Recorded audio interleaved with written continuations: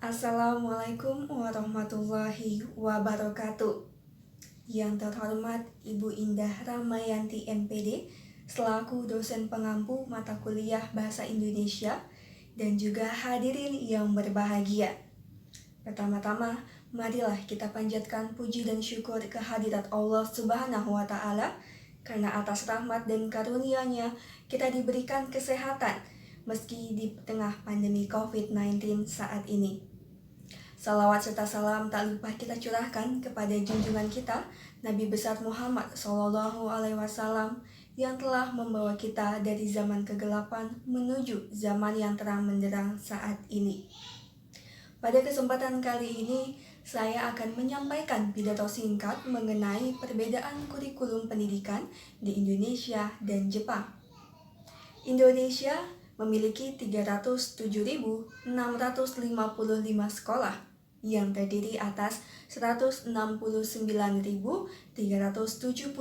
sekolah negeri dan juga 138.277 sekolah swasta. Dan sejak kemerdekaan Indonesia, kurikulum di Indonesia telah berganti sebanyak 11 kali. Dan yang terakhir ialah kurikulum 2013. Namun ternyata dengan perubahan kurikulum yang terjadi, ternyata pendidikan di Indonesia masih rendah dan belum bisa menyaingi negara maju lainnya.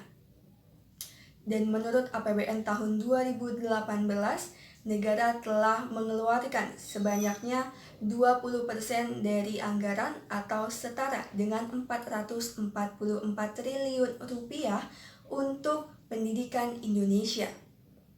Namun, mengapa pendidikan di Indonesia masih sangat rendah? Hasil survei menyatakan bahwa Indonesia masuk ke dalam peringkat pendidikan paling rendah, yakni ke-70 dari 93 negara di dunia. Indonesia memiliki ketertinggalan di bidang matematika, sains, dan juga membaca. Banyak anggapan bahwa sistem pendidikan massal bagi tingkatan sekolah ini mendewakan nilai, mematikan nalar berpikir kritis, penyeragaman kemampuan siswa, dan bahkan menghilangkan keunikan dan juga potensi yang dimiliki oleh siswa. Padahal sistem pendidikan yang sekarang ini jauh berbeda dengan sistem pendidikan yang telah dibangun oleh Bapak Pendidikan, Bapak Ki Hajar Dewantara. Jika dibandingkan dengan negara maju seperti Jepang, Indonesia memiliki banyak sekali perbedaan, khususnya di bidang kurikulum pendidikan. Contoh yang pertama ialah taman kanak-kanak. Kurikulum TK di Jepang tidak membebani anak karena anak tidak dijejali dengan materi-materi pembelajaran sejak dini. Berbeda dengan Indonesia yang sejak TK anak sudah diharuskan untuk mengenal huruf, mengenal angka, dan dapat menulis. Sangat berbeda. Dan kemudian untuk tingkat sekolah dasar, sifat dan karakteristik sekolah di Jepang hampir sama dengan kurikulum SD di Indonesia. Hanya yang membedakan, di Jepang pada kelas 1 dan kelas 2 SD siswa tidak dihadapkan dengan pembelajaran, melainkan pengalaman atau pembiasaan hidup sehari-hari, melanjutkan kebiasaan yang telah diajarkan di TK. Kemudian, pada saat kelas 4 SD baru siswa dihadapkan dengan pembelajaran materi. Dan tidak seperti Indonesia tentunya, Jepang hanya mengenalkan materi-materi dasar seperti cara berbicara yang baik dan benar, mengenal huruf, dan lain sebagainya. Berbeda dengan Indonesia yang sejak kelas 1 sudah dihadapkan dengan menulis, tugas harian, ulangan, serta ujian kenaikan kelas. Di Jepang, pendidikan dasar tidak mengenal ujian kenaikan kelas, tetapi siswa yang telah menyelesaikan proses belajar di kelas 1 secara otomatis anak tersebut akan naik ke kelas 2, begitupun seterusnya.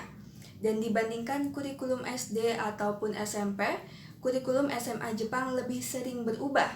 Pada tingkat ini sudah diadakan sistem penjurusan seperti di Indonesia. Sifat khas kurikulum SMA adalah kompleksnya pelajaran yang diajarkan. Contoh, pelajaran bahasa Jepang yang dimulai dikelompokkan menjadi literatur klasik dan modern. Penjurusan dilakukan di kelas 3 dan jurusan yang ada meliputi IPA dan budaya atau sosial. Tetapi seiring berjalannya waktu, penjurusan mengalami perkembangan karena banyaknya lulusan SMA yang memilih akademik yang sesuai passionnya, seperti teknik, pertanian, kesejahteraan masyarakat, dan lain sebagainya. Lantas, bagaimana pendidikan di Indonesia dapat bersaing dengan pendidikan di negara-negara maju lainnya? Untuk mewujudkan Indonesia yang maju, tentunya harus dimulai dengan pendidikan yang maju. Pendidikan yang maju dapat tercipta apabila adanya kerjasama dari seluruh pihak. Baik pemerintah, guru, dan siswa harus bekerja sama dalam membangun pendidikan ini agar Indonesia mampu bersaing dan setara dengan pendidikan di negara maju lainnya. Pemerintah dapat membuat sistem kurikulum pendidikan yang mampu diterapkan di sekolah-sekolah dan yang mampu mempersiapkan siswa agar siap menghadapi persaingan dan tantangan di masa depan. Guru harus lebih inovatif dan kreatif dalam memberikan pelajaran dan pemahaman di kelas. Siswa harus lebih kreatif dan membuka pola pikir kritis terhadap pembelajaran. Indonesia membutuhkan sistem pendidikan yang mampu membuat siswa melakukan analisis dan juga penalaran logika yang baik, serta menghasilkan siswa yang berkualitas. Maka dari itu, mulai dari sekarang, mari kita wujudkan Indonesia maju, pendidikan maju. Mari kita ajak anak-anak sekalian untuk lebih rajin membaca, budayakan literasi untuk Indonesia berkemajuan. Demikian yang dapat saya sampaikan. Mohon maaf apabila terdapat kekurangan.